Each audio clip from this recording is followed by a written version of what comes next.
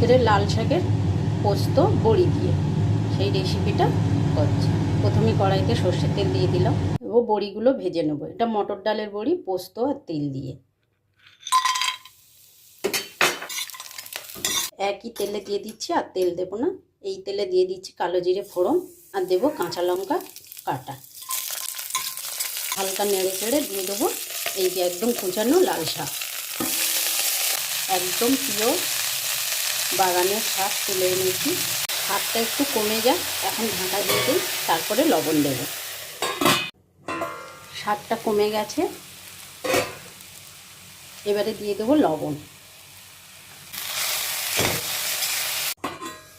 এবারে দিয়ে দেবো বেটে রাখা পোস্ত। ভালোভাবে নেড়ে চেড়ে 2-1 সেকেন্ড রেখে দেবো ঢাকা দিয়ে। 2-1 সেকেন্ড পরে ঢাকনা খুলে, না শাক হলে একটু মিষ্টি দিলে ভালো হয়, যেহেতু বাড়ির শাক বলে আমি মিষ্টি দিচ্ছি না, ওই জন্যে লাস্টে দিয়ে দিলাম বড়ি ভাজাগুলো, একটু ভেঙে দিয়েছি। একদম সহজ পদ্ধতিতে লাল শাক পোস্ত বড়ি দিয়ে হয়ে গেল আমার রান্না।